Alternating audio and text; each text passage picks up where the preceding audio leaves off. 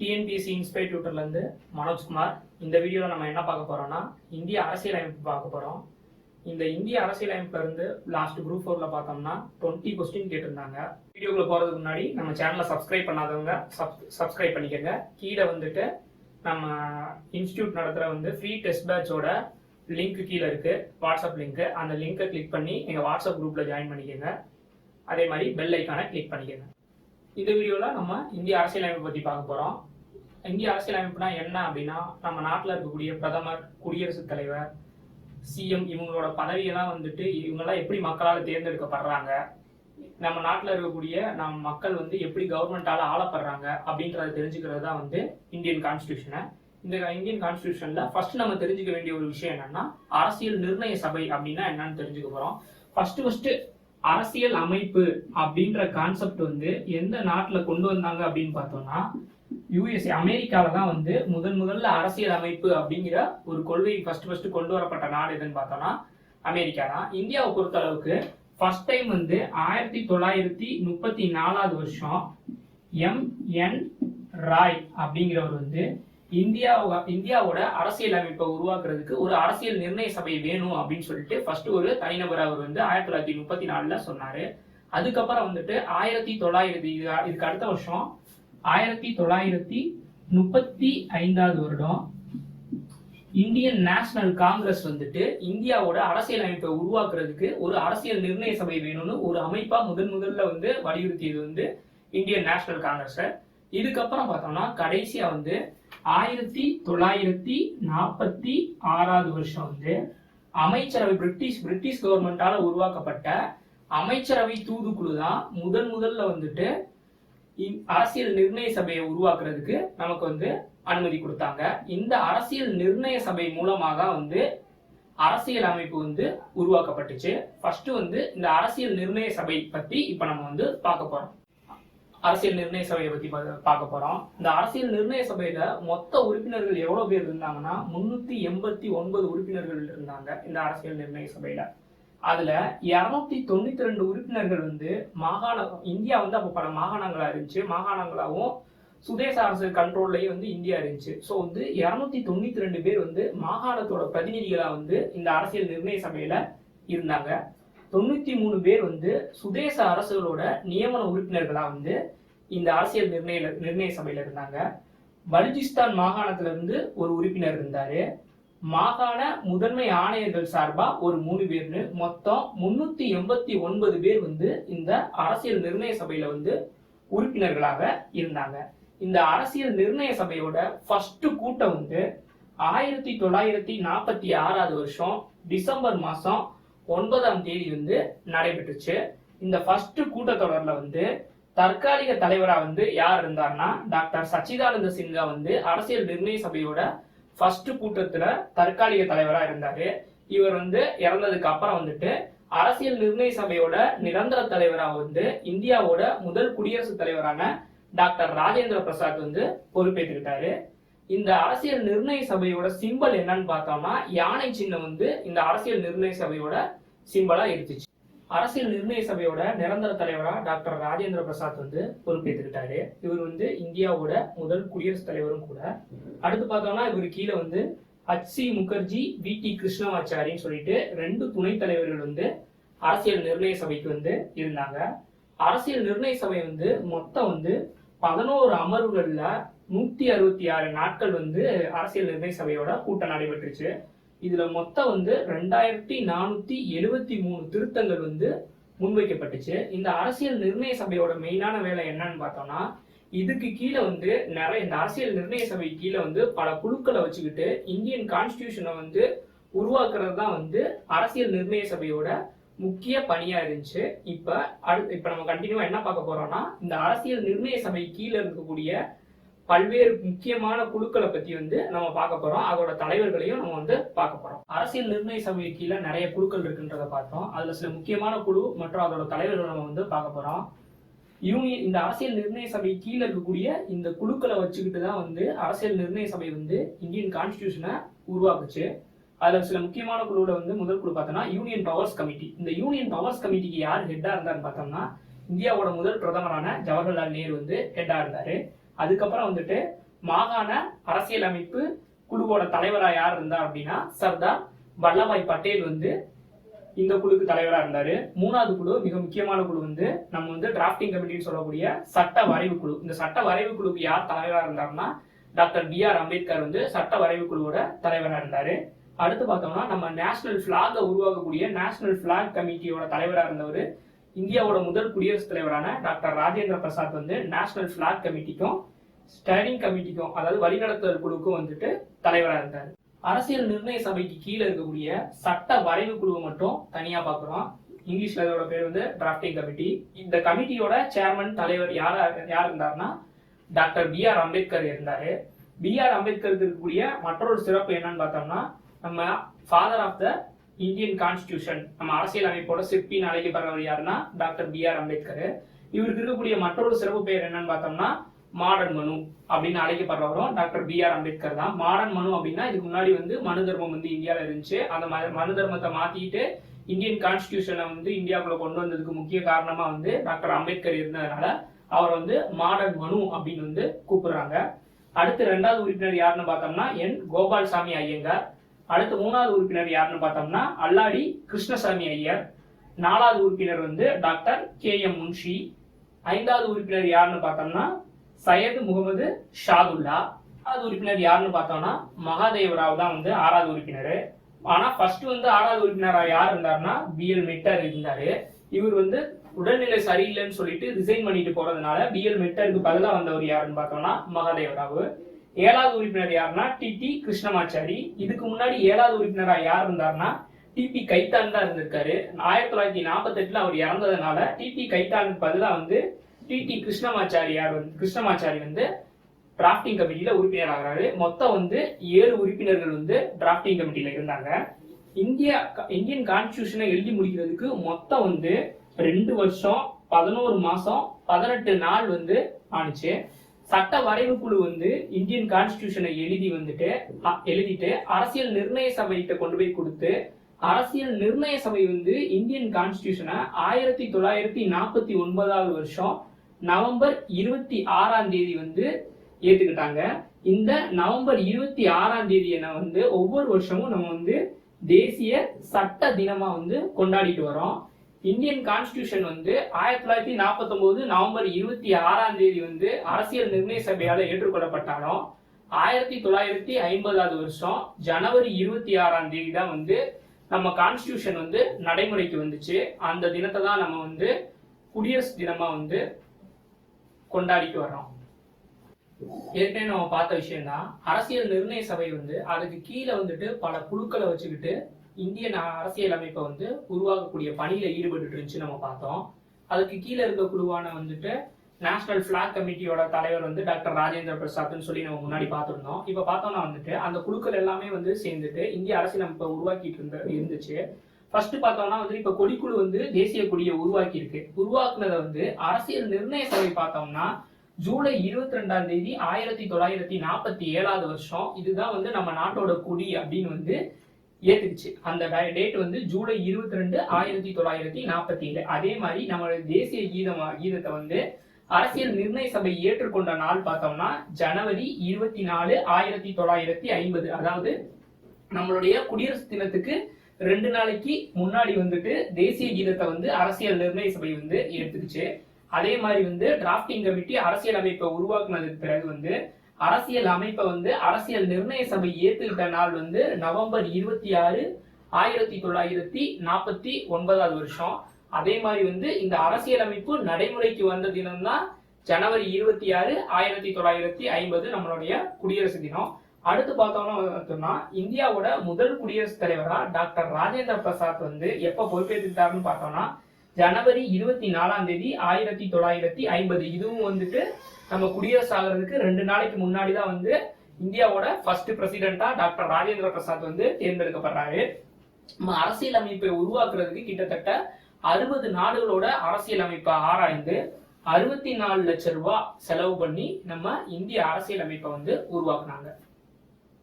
சட்ட வரைவு குழுவால உருவாக்கப்பட்ட இந்திய அரசியலமைப்பு சட்டத்தை வந்து அரசியல் நிர்ணய சபை வந்து நவம்பர் 26 1949 அப்ப வந்து ஏற்றுக்கொள்ளப்பட்டது அப்படின்னு படிச்சோம்.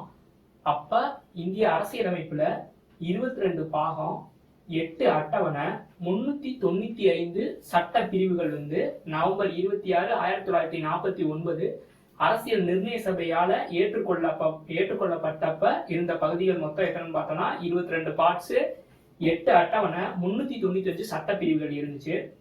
தற்போது பார்த்தோம்னா இந்த 22 பார்ட்டுங்கிறது வந்து 25 பார்ட்டா வந்து மாற்றப்பட்டிருக்கு. 8 அட்டவணைங்கிறது தற்போது வந்து 12 அட்டவணைகள் வந்து இந்தியன் கான்ஸ்டிடியூஷன்ல இருக்குது. இந்திய அரசியலமைப்புல வந்து மொத்தம் 25 பகுதிகளும் 395 ஆர்டிகளும் இருக்கிறதா நம்ம பார்த்திருக்கோம். இப்போ அந்த 25 பகுதிகளும் என்னென்ன, எந்த ஆர்டிகல் வந்து எந்த ஆர்டிகல் வந்து எந்த பகுதிக்குள்ள வருது அப்படிங்கிறத நம்ம பார்க்க போறோம். இப்ப பகுதி 1ல வந்து இந்திய யூனியன் மற்றும் எல்லைகளை பத்தின விஷயங்கள் வந்து பகுதி 1ல இருக்கும். ஆர்டிகல், அதாவது சட்டப்பிரிவுகள் 1ல இருந்து 4 வரைக்கும் வந்து இந்திய யூனியன் மற்றும் எல்லைகளை பத்தி வந்து சொல்லுது. பார்ட் 2 வந்து சிட்டிசன்ஷிப், குடியுரிமையை பத்தி சொல்லுது. ஆர்டிகல் 5ல இருந்து 11 வரைக்கும் வந்துட்டு குடியுரிமையை பத்தி சொல்லக்கூடிய சட்டப்பிரிவுகள் வந்து இந்திய அரசியலமைப்புல இருக்கு. பார்ட் 3ல வந்துட்டு அடிப்படை உரிமைகள், ஃபண்டமெண்டல் ரைட்ஸ பத்தின ஆர்டிகல் வந்து பார்ட் 3ல, சட்டப்பிரிவுகள் 12ல இருந்து 35 வரைக்கும், ஆர்டிகல் 12 to 35 வரைக்கும் வந்துட்டு குடியுரிமை, அடிப்படை உரிமையை பத்தி நமக்கு வந்து சொல்லுது. பார்ட் 4 வந்து அரசு நெறிமுறை கோட்பாடுகளை பத்தி சொல்றது வந்து பார்ட் 4ல வருது. ஆர்டிகல் 36ல இருந்து 51 வரைக்கும் வந்து அரசு நெறிமுறை கோட்பாடுகளை பத்தின சட்டப்பிரிவுகள் வந்து பார்ட் 4ல வரும். பார்ட் 4A வந்துட்டு அடிப்படை கடமைகள் வந்து வருது. ஆர்டிகல் 51A இந்த சட்டப்பிரிவு முழுமையுமே வந்து அடிப்படை கடமைகளை பத்தி சொல்லுது. நமக்கு டிஎன்பிஎஸ்சில எப்படி கொஸ்டின் கேட்பாங்கன்னா, இந்த 25 பகுதிகள்ல இருந்துமே வந்து கொஸ்டின் வர வாய்ப்பு இருக்கு. அதாவது வந்துட்டு குடியுரிமை வந்து எந்த பார்ட்ல வரும், 2வது பார்ட், 3வது பார்ட், 4வது பார்ட் அப்படின்னு வந்துட்டு நமக்கு வந்து கொஸ்டின் வச்சிருப்பாங்க.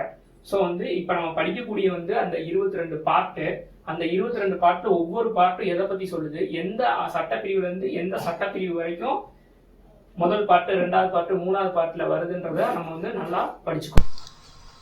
இந்திய அரசியல் அமைப்பில் அடிப்படை உரிமைகள் அடங்கியுள்ள பகுதின்னு கேட்டிருக்காங்க பாருங்க. இது மாதிரி தான் வந்து கொஸ்டின் வந்து டிஎன்பிஎஸ்சியில் கேட்பாங்க. அதாவது வந்துட்டு அடிப்படை உரிமைகள், அடிப்படை கடமைகள்லாம் வந்து எந்த பார்ட்ல இருந்து வருது. இப்போ பார்த்தோம்னா இதோட ஆன்சர் வந்து பார்ட் 3 பகுதி 3ல தான் வந்து அடிப்படை உரிமைகள் வந்து வருதுன்னு நம்ம படிச்சிருக்கோம். இந்த மாதிரி தான் கொஸ்டின்ஸ் வந்து டிஎன்பிஎஸ்சியில் கேட்பாங்க. பகுதி என்னன்னு கேட்பாங்க, அடிப்படை உரிமைகள் எந்த ஆர்டிகல்லேருந்து எந்த ஆர்டிகல் வருதுன்னு கேட்பாங்க. இதுக்கப்புறம் நம்ம வந்து அடிப்படை உரிமைகள் என்னென்ன அடிப்படை உரிமைகள், ஒவ்வொரு அடிப்படை உரிமைகளுக்கும் என்னென்ன சட்ட பிரிவு இருக்குது, அதோட நம்பர் என்ன, இந்த மாதிரி விஷயங்களாக தான் டிஎன்பிஎஸ்சி கொஸ்டினில் வந்து வரும். பார்ட் 5ல வந்துட்டு மத்திய அரசை பற்றியான விஷயங்கள் வந்து பகுதி 5ல வருது. சட்டப்பிரிவுகள் 52ல இருந்து 151 வரைக்கும் வந்துட்டு மத்திய அரசு தொடர்பான சட்டங்கள் வருது இந்தியன் கான்ஸ்டிடியூஷன்ல. பகுதி 6ல வந்து மாநில அரசு தொடர்பான விஷயங்கள் வந்து பகுதி 6ல வருது. ஆர்டிகல் 152ல இருந்து 237 வரைக்கும் வந்து மாநில அரசு தொடர்பான விஷயங்கள் வந்து இந்தியன் கான்ஸ்டிடியூஷன்ல இருக்கு. அடுத்து வந்து பகுதி 7 வந்து நவம்பர் 26, 1949 இந்திய அரசியலமைப்பு சட்டம் வந்து ஏற்றுக்கொள்ளப்பட்டப்ப வந்து இது வந்து இருந்துச்சு. பட் வந்து 7வது சட்ட திருத்தம் 1956வது வருஷத்துல கொண்டு வரப்பட்ட 7வது சட்ட திருத்தத்தின் காரணமாக இந்த பகுதி 7 வந்து நீக்கப்பட்டுச்சு. இந்த பகுதி 7ல உள்ளடக்கமா இருந்த ஆர்டிகல் 238 வந்து நீக்கப்பட்டுருச்சு. அடுத்து வந்து பகுதி 8ல வந்துட்டு இந்தியன் கான்ஸ்டிடியூஷன்ல வந்து யூனியன் பிரதேசங்களை பத்தி சொல்லியிருக்காங்க. ஆர்டிகல் 239ல இருந்து 242 வரைக்கும் வந்துட்டு யூனியன் பிரதேசங்களை பற்றியான விஷயங்கள் வந்து இந்தியன் கான்ஸ்டிடியூஷன்ல இருக்கு. பகுதி 9 வந்துட்டு பஞ்சாயத்து அமைப்புகளை பத்தி வந்து இந்தியன் கான்ஸ்டிடியூஷன்ல சொல்லுது. ஆர்டிகல் 243ல இருந்து 243O வரைக்கும் வந்து பஞ்சாயத்து அமைப்புகளை பத்தி சொல்லுது. அடுத்து வந்து பகுதி 9A வந்து நகராட்சி அமைப்புகளை பத்தி சொல்லுது. ஆர்டிகல் 243P2, ஆர்டிகல் 243Z வரைக்கும் வந்து நகராட்சி அமைப்புகளை பத்தி சொல்லுது. பகுதி 9B வந்து கூட்டுறவு சங்கங்களை பத்தி சொல்லுது. ஆர்டிகல் 243ZH2, ஆர்டிகல் 243ZT வரைக்கும் வந்துட்டு கூட்டுறவு சங்கங்களை பத்தி சொல்லுது. அடுத்து வந்து பகுதி 10 வந்து பட்டியல் மற்றும் பழங்குடியின பகுதிகளை பத்தி வந்து பார்ட் 10 வந்து நமக்கு சொல்லுது. ஆர்டிகல் 244 இருந்து 244 ஏ வரைக்கும் வந்து பார்ட் 10 வந்து வருது. பார்ட் 11 வந்துட்டு மத்திய மாநில அரசோட உறவுகள் பத்தி வந்து பார்ட் 11 வந்து சொல்லுது. ஆர்டிகல் 245 இருந்து 263 வரைக்கும் மத்திய மாநில அரசோட உறவுகள் பத்தி நமக்கு சொல்லுது. பார்ட் 12 வந்து நிதி, சொத்து, ஒப்பந்தம் தொடர்பான சட்டங்களை பத்தி சொல்லுது. ஆர்டிகல் 264 இருந்து 300 ஏ வரைக்கும் பகுதி 12க்குள்ள வந்து வருது. பகுதி 13 வந்து இந்திய எல்லைக்கு உட்பட்ட வணிகம் பற்றிய சட்டங்களை வந்து பகுதி 13 சொல்லுது. ஆர்டிகல் 301 இருந்து 307 வரைக்கும் வந்து பகுதி 13ல வருது. அடுத்து வந்து பகுதி 14ல வந்துட்டு மத்திய அரசுக்கு கீழே இருக்கக்கூடிய பணிகளை பத்தி வந்து பகுதி 14 வந்து சொல்லுது. ஆர்டிகல் 308 இருந்து 323 வரைக்கும் வந்து பகுதி 14ல வந்து வருது. 14 ஏ வந்து தீர்ப்பாயங்களை பத்தி சொல்லுது. ஆர்டிகல் 323 ஏ டு 323 பி வரைக்கும் வந்து தீர்ப்பாயங்கள் தொடர்பான சட்டங்கள் வந்து வருது. அடுத்து வந்து பார்ட் 15 வந்து தேர்தல்கள் தொடர்பான சட்டங்கள், நம்ம நாட்டில் நடக்கக்கூடிய தேர்தல்கள் தொடர்பான சட்டங்கள் வந்து பார்ட் 15ல வருது. ஆர்டிகல் 324 இருந்து 329 ஏ வரைக்கும் வந்து தேர்தல் தொடர்பான சட்டங்கள் வருது. அடுத்து வந்து பார்ட் வந்து 16 சில வகுப்பினர் தொடர்பான சிறப்பு சட்டங்கள் வந்து பார்ட் 16ல வருது. ஆர்டிகல் 330 இருந்து 342 வரைக்கும் வந்துட்டு சில வகுப்பினர் தொடர்பான சிறப்பு சட்டங்கள் வந்து வருது. அடுத்து வந்து பார்ட் 17 வந்து அலுவலக மொழி தொடர்பான சட்டங்கள் வந்து பார்ட் 17ல வருது. ஆர்டிகல் 343 இருந்து 351 வரைக்கும் வந்து அலுவலக மொழி தொடர்பான சட்டங்கள் வருது. பகுதி 18 வந்து அவசர கால நிலை பத்தி சொல்லுது. ஆர்டிகல் 352 இருந்து 360 வரைக்கும் வந்து அவசர கால நிலை பத்தி சொல்லுது. பகுதி 19 வந்து இதர சட்டங்கள் வந்து பகுதி 19ல வருது. ஆர்டிகல் 361 இருந்து 367 வரைக்கும் வந்து இதர சட்டங்கள் வருது. அடுத்து பகுதி 20 வந்து அரசியலமைப்பு சட்ட திருத்தங்கள் பகுதி 20ல வருது. ஆர்டிகல் 368 வந்து அரசியலமைப்பு சட்ட திருத்தங்கள் பத்தி சொல்லுது. ஏற்கனவே நம்ம பார்த்திருந்தோம். பகுதி 7 வந்து 7வது அரசியலமைப்பு சட்ட திருத்தத்தின் மூலமா நீக்கணும்னு பார்த்தோம். அதை வந்து எந்த ஆர்டிகலை பேஸ் பண்ணி நீக்குறாங்கன்னா இந்த ஆர்டிகல் 368ல இருக்கக்கூடிய அரசியலமைப்பு சட்ட திருத்தத்தின் மூலமா வந்து இந்த அரசியலமைப்புல நம்ம வந்து திருத்தங்கள் மேற்கொள்ளலாம். அடுத்து வந்து பகுதி 21 வந்து தற்காலிக மற்றும் மாற்றக்கூடிய சட்டங்கள். ஆர்டிகல் 369 இருந்து 392 வரைக்கும் வந்து தற்காலிக மற்றும் மாற்றக்கூடிய சட்டங்கள் வருது. பகுதி 22 வந்து சிறு தலைப்பு மற்றும் அமலாக்கம் தொடர்பான சட்டங்கள் வந்து பகுதி 22 வருது. ஆர்டிகல் 393 இருந்து 395 வரைக்கும் வந்துட்டு பகுதி 22 வருது. அரசியலமைப்புல 22 பார்ட்டையும் ஞாபகம் வச்சுக்கிறதுக்கான ஷார்ட்கட் என்னன்னா, you can fly directly from US. மொதல் வந்து 6 பார்ட்டையும் ஞாபகம் வச்சுக்கிறதுக்கு வந்து you can fly directly from US. You அப்படின்னா யூனியன் அண்ட் இட்ஸ் டெரிட்டரி, அதாவது வந்து இந்தியா மற்றும் அதோட பரப்பெல்லை அப்படின்னு சொல்லி தமிழில் நம்ம படிச்சிருப்போம். அது part 1. You for union and it's territory அப்படின்னு ஞாபகம் வச்சுக்கோங்க. கேனோட மொதல் எழுத்து சி ஃபார் சிட்டிசன்ஷிப், குடியுரிமை தமிழில் படிச்சிருப்போம்ல, அது வந்து 2வது பார்ட்டு. ஃப்ளைல மொதல் எழுத்து எஃப்னா ஃபண்டமெண்டல் ரைட்ஸ் அப்படின்னு ஞாபகம் வச்சுக்கோங்க. இது வந்து 3வது பார்ட்டு. 4வது வந்து டைரக்ட்லி அப்படின்னு சொல்லியிருக்காங்க. டீனா வந்துட்டு டைரக்டிவ் பிரின்சிபல்ஸ், அதாவது வந்து அரசு நெறிமுறை கோட்பாடுகள் அப்படின்னு தமிழில் படிச்சிருப்போம். 4A வந்து இங்கே வந்து ஃப்ரம் அப்படின்னு ஒரு கொடுத்துருக்காங்க. எஃப்ஆர் ஃபண்டமெண்டல் டியூட்டிஸ், அதாவது தமிழில் வந்து அடிப்படை கடமைகள். அடுத்து வந்து யூக்கு வந்து யூனியன் கவர்மெண்ட் பார்ட் 5க்கு. அடுத்து வந்து எஸ் வந்து 6வது பார்ட்டு ஸ்டேட் கவர்மெண்ட். இந்த 6 எப்படி ஞாபகம் வச்சுக்கலாம்னா, you can fly directly from US, அமெரிக்காலேருந்து டைரக்டாக பறந்து வரலாம். You can fly directly from US அப்படின்றத வச்சுக்கிட்டு இதை மொதல் 6 பார்ட் இதை வந்து நம்ம வந்து ஞாபகம் வச்சுக்கலாம். அடுத்தது வந்து பார்ட் 7 வந்து நீக்கப்பட்டதுன்னு நம்ம படிச்சிருக்கோம். அடுத்து using paramilitary special super rockets, you can fly directly from US using paramilitary special super rockets. யூசிங்கில் இருக்க அந்த யூக்கு வந்து யூனியன் டெரிட்டரிஸ், அதாவது வந்து மத்திய ஆட்சி பகுதிகள். அடுத்து வந்துட்டு அது வந்து பார்ட் 8. பார்ட் 9 வந்து பேரானா வந்து பஞ்சாயத்து. அடுத்து வந்து 9A வந்துட்டு இங்கே மிலிட்ரின்னு கொடுத்துருக்காங்க. மிலிட்ரின்றதை வச்சு நீங்கள் வந்து அதோட முதலத்தை வச்சு முனிசிபாலிட்டிஸ் அப்படின்றத வந்து அதாவது நகராட்சின்றதை கண்டுபிடிச்சிடலாம். அடுத்து வந்துட்டு பார்ட் 9Bக்கு வந்து ஸ்பெஷல்ன்றது வந்து சொசைட்டி, அதாவது இந்த கூட்டுறவு சங்கங்கள் தொடர்பான சட்டங்கள் வந்து 9Bல வரும். அதுக்கு வந்து ஸ்பெஷல்ன்ற வார்த்தையை வச்சு ஞாபகம் வச்சுக்கலாம். அடுத்து வந்து சூப்பர்ன்றது வந்து பார்ட் 10க்குரியது. அது வந்து ஷெட்யூல் அண்ட் ட்ரைபல் ஏரியாஸ், அதாவது பட்டியல் மற்றும் பழங்குடி இனத்தவரோட பகுதிகள் அப்படின்னு சொல்லி நம்ம ஞாபகம் வச்சுக்கலாம். அடுத்து வந்து ராக்கெட்ஸுங்கிறது பார்ட் 11. இதுக்கு வந்து relation between union and states, அதாவது மத்திய மற்றும் மாநில அரசுகளுக்கு இடையேயான உறவுகள் அப்படின்னு சொல்லி ஞாபகம் வச்சுக்கலாம். மொதல் 11 பார்ட்டையும் ஞாபகம் வச்சுக்கிறதுக்கு you can fly directly from US using paramilitary special super rockets அப்படிங்கிற ஷார்ட்கட்டை ஞாபகம் வச்சுக்கோங்க.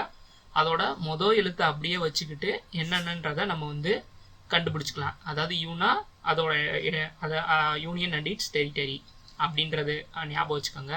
இப்போ எம் அப்படின்னா வந்து மிலிட்ரி, இந்த மாதிரி இருக்கிறத நம்ம ஞாபகம் வச்சுக்கிட்டோம்னா மொதல் 11 இதையும் வந்து நம்ம ஈஸியாக ஞாபகம் வச்சுக்கலாம். அடுத்து வந்து பார்ட் 12லேருந்து பார்ட் 17 வரைக்கும் இருக்கிறத வந்து எப்படி ஞாபகம் வச்சுக்கலான்னா fruit taste sweet to eat so on, fruit taste sweet to eat so on அப்படிங்கிற வார்த்தையை ஞாபகம் வச்சுக்கிறது மூலயமா பகுதி 12லேருந்து 17 வரைக்கும் இருக்கக்கூடிய விஷயங்களை நம்ம ஞாபகம் வச்சுக்கலாம். ஃப்ரூட்டில் இருக்கக்கூடிய எஃப்ஐ வச்சு ஃபைனான்ஸ் அண்ட் ப்ராப்பர்ட்டி, அதாவது வந்து நிதி மற்றும் சொத்து தொடர்பான சட்டங்கள் வந்து பகுதி 12ல் வருது. அதை ஞாபகம் வச்சுக்கலாம் இந்த வார்த்தையை வச்சு. அடுத்து வந்து டேஸ்ட் அப்படிங்கிற வார்த்தையை வச்சு ட்ரேட் அண்ட் காமர்ஸ் பகுதி 13ல் வந்துட்டு வணிகம் தொடர்பான சட்டங்கள் வந்து பகுதி 13ல் வருதுன்னு பார்த்துருக்கோம். அதை ஞாபகம் வச்சுக்கலாம். பகுதி 14 வந்து ஸ்வீட் அப்படிங்கிற வார்த்தையை வச்சு service under union and states, அதாவது மத்திய மாநில அரசின் கீழான பணிகள் அப்படிங்கிறத வந்து பகுதி 14ல் வருது. அதை நம்ம இந்த மாதிரி ஞாபகம் வச்சுக்கலாம் ஸ்வீட் அப்படிங்கிற வார்த்தையை வச்சு. பகுதி 14A வந்து 2 அப்படிங்கிற ஷார்ட்கட்டை வச்சு ட்ரிபுனல்ஸ், அதாவது தீர்ப்பாயங்கள் வந்து பகுதி 14Aல வருது அப்படின்றத ஞாபகம் வச்சுக்கலாம். அடுத்து வந்து ஈட் அப்படிங்கிற வார்த்தையில் இருக்கக்கூடிய ஈங்கிற வார்த்தையை வச்சுட்டு பகுதி 15ல் வர்றது எலெக்ஷன்ஸ் அப்படின்னு ஞாபகம் வச்சுக்கலாம். அதே மாதிரி வந்துட்டு ஸோ அப்படிங்கிற வார்த்தையில் இருக்கக்கூடிய எஸ்ஸை வச்சுட்டு பகுதி 16 வந்து special provisions relating certain area, சில வகுப்பினர் தொடர்பான சிறப்பு சட்டம் அப்படின்னு சொல்லி நம்ம தமிழில் படிச்சிருப்போம். அது வந்து பகுதி 16ல் வருதுன்றதை இதன் மூலயமா நம்ம தெரிஞ்சுக்கலாம். அடுத்து வந்து பகுதி 17ல் வர்றது ஆன் அப்படிங்கிற ஒரு வார்த்தையை வச்சு அஃபீஷியல் லாங்குவேஜ் அப்படின்றத ஞாபகம் வச்சுக்கலாம். பகுதி 12லேருந்து 17 வரைக்கும் இருக்கக்கூடியதை எப்படி ஞாபகம் வச்சுக்கலாம்னா fruit taste sweet to eat so on அப்படிங்கிற ஷார்ட்கட்டை ஞாபகம் வச்சுக்கிறது மூலமாக நம்ம இந்த பகுதி 12லேருந்து 17 வரைக்கும் இருக்கக்கூடிய பகுதிகளை வந்து ஞாபகம் வச்சுக்கலாம். பகுதி 18லேருந்து 22 வரைக்கும் இருக்கக்கூடியதை எப்படி ஞாபகம் வச்சுக்கலாம்னா eat Maggi as tasty snack, eat Maggi as tasty snack அப்படிங்கிறத ஞாபகம் வச்சுக்கிறது மூலயமா நம்ம இந்த பகுதி 18லேருந்து 22 வரைக்கும் இருக்கிறத ஞாபகம் வச்சுக்கலாம். ஈட் அப்படின்னா வந்து ஈல இருக்கக்கூடிய முதல் வார்த்தை எமர்ஜென்சி, அதாவது வந்து அவசர நிலையின் தமிழில் படிச்சிருப்போம். அது வந்து பகுதி 18ல் வருதுன்றதை ஞாபகம் வச்சுக்கலாம். 19க்கு மேகி ஃபார் வந்து மிஸ்லனியஸ், அதாவது இதர சட்டங்கள் வந்து பகுதி 19ல் வருதுன்னு பார்த்துருப்போம். அதை நம்ம ஞாபகம் வச்சுக்கலாம் மேகி அப்படிங்கிற வார்த்தையை வச்சு. அஸ்ஸுங்கிற வார்த்தையை வச்சு பகுதி 20ல் வந்து அமெண்ட்மெண்ட் ஆஃப் த கான்ஸ்டியூஷன், அதாவது வந்துட்டு அரசியலமைப்பு சட்ட திருத்தங்கள் அது வந்து பகுதி 20ல் வருதுன்றதை வந்து நம்ம ஞாபகம் வச்சுக்கலாம் இந்த அஸ்ஸுங்கிற வார்த்தையை வச்சு. அடுத்து வந்து டேஸ்டியில் இருக்க டீங்கிற வார்த்தையை வச்சு வந்து 21 பகுதி 21ல் வர்றது டெம்பரவரி, அதாவது வந்து தற்காலிக மற்றும் மாற்றக்கூடிய சட்டங்கள் பகுதி 21ல் வருது அப்படின்றத நம்ம படிச்சிருப்போம். இப்படி ஞாபகம் வச்சுக்கிற மூலமாக அதை ஞாபகம் வச்சுக்கலாம். அடுத்து வந்து 22ல் வந்து ஸ்நாக் அப்படிங்கிற வார்த்தையை வந்து ஷார்ட் டைட்டில், சிறு தலைப்பு, அமலாக்கம் அப்படின்னு சொல்லிட்டு பகுதி 22 வந்து நம்ம வந்து படிச்சிருப்போம். அதை வந்து இந்த ஸ்நாக், அதாவது வந்து ஸ்நாக்ங்கிற வார்த்தையை வச்சு நம்ம ஞாபகம் வச்சுக்கலாம். Eat Maggi as a tasty snack அப்படிங்கிற வார்த்தையை வச்சு பகுதி 18லேருந்து 22 வரைக்கும் இருக்கக்கூடிய பகுதிகளில் சொல்லப்பட்டிருக்கக்கூடிய விஷயங்களை வந்து நம்ம பார்த்துக்கலாம். இதே ஷார்ட்கட்டை தான் நீங்கள் வச்சு படிக்கணும்னு அவசியம் இல்லை. உங்களுக்கு எந்த மாதிரி ஷார்ட்கட் வச்சு படிக்கிறது வந்து கம்ஃபர்டபுளாக இருக்கோ அது மாதிரி வச்சு இந்த 22 பகுதிகளில் வந்து எதை பற்றி சொல்லுது அப்படின்றத நீங்கள் படிச்சுக்கிட்டிங்கன்னா உங்களுக்கு மறக்காது. அரசியலமைப்புல மொத்தம் 12 அட்டவணைகள் இப்போது இருக்கு. தொடக்கத்துல வந்து 8 அட்டவணை இருந்துச்சு, புதுசா 4 அட்டவணை சேர்த்து இப்ப 12 அட்டவணைகள் இருக்கு. இதுல ஃபர்ஸ்ட் அட்டவணை எதை பத்தி சொல்லுதுன்னா மாநிலங்கள் மற்றும் யூனியன் பிரதேசத்தோட பெயர்களை பத்தி ஃபர்ஸ்ட் அட்டவணையில சொல்லியிருப்பாங்க. அட்டவணை 2ல வந்துட்டு சம்பளம் மற்றும் சலுகைகள். யாரோட சம்பளம்னு பார்த்தா பிரசிடென்ட், கவர்னரு, ஜட்ஜு, சபாநாயகர், ராஜ்யசபா சேர்மன் இவங்களோட சம்பளங்கள் மற்றும் சலுகைகள் தொடர்பான விஷயங்களை வந்து 2வது அட்டவணையில சொல்லியிருக்காங்க. 3வது அட்டவணை பார்த்தோம்னா வந்து பதவி பிரமாணம். பதவி பிரமாணம்ன்றப்ப வந்து நம்ம வந்து central ministers, MP, judge, state லெவல்ல இருக்கக்கூடிய மினிஸ்டர் இவங்கெல்லாம் வந்து பதவி ஏற்கிறதுக்கு முன்னாடி பதவி பிரமாணம் எடுத்துக்குவாங்க. அந்த பதவி பிரமாணம் பற்றிய விஷயங்கள் வந்து அட்டவணை 3ல சொல்லியிருக்காங்க. 4வது அட்டவணை வந்து மாநிலங்கள் மற்றும் யூனியன் பிரதேசங்களுக்கான ராஜ்யசபா உறுப்பினர்களோட எண்ணிக்கையை பத்தி சொல்லுது. நம்ம பார்லிமெண்ட்ல லோக்சபா, ராஜ்யசபான்னு 2 அமைப்புகள் இருக்கு. அதுல இருக்கக்கூடிய ராஜ்யசபா உறுப்பினர்களோட எண்ணிக்கை வந்து ஒவ்வொரு ஸ்டேட்ல எவ்வளவு இருக்கணும், ஒவ்வொரு யூனியன் பிரதேசத்துலயும் எவ்வளவு இருக்கணும்ன்றத வந்து 4வது அட்டவணை சொல்லுது. 5வது அட்டவணை வந்து பட்டியலின மற்றும் பழங்குடியின பகுதிகளோட நிர்வாகத்தை பத்தி 5வது அட்டவணை சொல்லுது. 6வது அட்டவணை வந்து அஸ்ஸாம், மேகாலயா, திரிபுரா, மிசோரம் அப்படின்னு இருக்கக்கூடிய இந்த 4 ஸ்டேட்ல இருக்கக்கூடிய பழங்குடியினர் பகுதிகளை வந்து எப்படி நிர்வாகம் பண்ணணும் அப்படின்றத வந்து 6வது அட்டவணை வந்து சொல்லுது. 7வது அட்டவணை வந்து மத்திய மாநில அரசுகளுக்கு இடையேயான அதிகார பகிர்வை பத்தி சொல்லுது. 8வது அட்டவணை அரசியல் அமைப்பால் அங்கீகரிக்கப்பட்ட 22 மொழிகள் பற்றி 8வது அட்டவணை குறிப்பிடுது. அரசியல் அமைப்பால அங்கீகரிக்கப்பட்ட மொழிகள் மொத்தம் வந்து இந்தியாவில் வந்து 22. இது ஒரு முக்கியமான கொஸ்டின். அடுத்து வந்து 9வது அட்டவணை. முதல்ல வந்துட்டு டிராப்டிங் கமிட்டி வந்து அரசியலமைப்பை கிரியேட் பண்றப்ப 8 அட்டவணை தான் இருந்துச்சுன்னு சொன்னோம். அதுக்கப்புறம் 4 அட்டவணையை சேர்த்தாங்கன்னு சொன்னோம். அது 9வது அட்டவணை தான் முதல்ல சேர்க்கப்பட்ட அட்டவணை. இது வந்து முதல் சட்ட திருத்தத்தை யூஸ் பண்ணி 1951வது ஆண்டு வந்து 9வது அட்டவணை வந்து அரசியலமைப்புல சேர்க்கப்பட்டுச்சு. இந்த 9வது அட்டவணையில வந்துட்டு உச்ச நீதிமன்றத்தால் பாதுகாக்கப்பட்ட சட்டங்கள் வந்து இந்த 9வது அட்டவணையில வந்து இடம்பெற்றிருக்கு. 10வது அட்டவணை கட்சித்தாவல் தடை சட்டம். ஒரு கட்சியில இருந்து மற்றொரு கட்சிக்கு மாறுறத தடை செய்யறதுக்காக கொண்டு வரப்பட்டது கட்சித்தாவல் தடை சட்டம். இது வந்து 52வது சட்ட திருத்தம் 1985 மூலமாக இந்த 10வது அட்டவணை வந்து அரசியலமைப்புல சேர்க்கப்பட்டுச்சு. அடுத்து வந்து 11வது அட்டவணை பஞ்சாயத்து அமைப்புகளை பத்தி சொல்றது வந்து 11வது அட்டவணை. இந்த பஞ்சாயத்து அமைப்புக்குள்ள வந்து 29 பகுதிகள் இருக்குது. 73வது சட்ட திருத்தம் 1992 மூலமாக இந்த 11வது அட்டவணை வந்து சேர்க்கப்பட்டுச்சு. இறுதியா இருக்க அட்டவணை 12வது அட்டவணை. 12வது அட்டவணை வந்து நகராட்சியை பத்தி சொல்லுது. மொத்தம் வந்து 18 பகுதிகள் வந்து 12வது அட்டவணையில இருக்கு. இது வந்து 74வது சட்ட திருத்தம் 1992 படி இணைக்கப்பட்டுச்சு. இந்த 2 கொஸ்டினும் அடிக்கடி கேட்டிருக்காங்க. பஞ்சாயத்து 11வது அட்டவணை எந்த சட்ட திருத்தத்தின் மூலியம்னா 73வது சட்ட திருத்தம். 12வது அட்டவணை வந்து 74வது சட்டம். மத்திய பட்டியல், மாநில பட்டியல், பொதுப்பட்டியலை பத்தி பார்க்க போறோம். மத்திய பட்டியல்னா என்னன்னா மத்திய அரசு மட்டுமே சட்டம் இயற்றக்கூடிய துறைகள் வந்து மத்திய பட்டியல்னு சொல்லப்படும். மாநில பட்டியல்னா மாநில அரசு மட்டுமே சட்டம் இயற்றக்கூடிய துறைகள் மாநில பட்டியல். பொதுப்பட்டியல்னா மத்திய அரசும் இந்த துறையில சட்டம் இயற்றலாம், மாநில அரசும் இந்த துறையில சட்டம் இயற்றலாம். இதுக்கு பேர் வந்து பொதுப்பட்டியல். மத்திய பட்டியல்ல தொடக்கத்துல வந்து 97 துறைகள் இருந்துச்சு. இப்ப வந்து 100 துறைகள் வந்து மத்திய பட்டியல் கீழே இருக்கு. மாநில பட்டியல்ல தொடக்கத்துல 66 துறைகள் இருந்துச்சு. இப்ப 61 வந்து குறைஞ்சிருச்சு. பொதுப்பட்டியல்ல தொடக்கத்துல 47 துறைகள் இருந்துச்சு. இப்ப 52 துறைகள் இருக்கு. இந்த பொதுப்பட்டியலை பொறுத்த வரைக்கும் மத்திய அரசும் மாநில அரசும் சட்டம் இயற்றலாம். ஆனா 2 பேருக்கு இடையில முரண்பாடுகள் இருக்கிறப்ப மத்திய அரசு இயற்றக்கூடிய சட்டம் தான் வந்து செல்லுபடியாகும். இப்ப பொதுப்பட்டியல்ல வந்துட்டு எடுத்துக்காட்டா கல்வித்துறை வந்து பொதுப்பட்டியலின் கீழே வருது. சோ நீட் சம்பந்தமான ஒரு விஷயத்துக்கு மாநில அரசு நீட் வேணாம் அப்படின்னு ஒரு சட்டம் போட்டு மத்திய அரசு வந்து நீட் வேணும் அப்படின்னு ஒரு சட்டம் கொண்டு வந்தா பொதுப்பட்டியல்ல கல்வித்துறை இருக்கிறதுனால இந்த கல்வித்துறையில மாநில அரசு இயற்றக்கூடிய சட்டத்தை விட மத்திய அரசு இயற்றக்கூடிய சட்டத்துக்கு தான் பவர் அதிகம். சோ வந்து இதான் வந்து மத்திய பட்டியல், மாநில பட்டியல், பொதுப்பட்டியல்.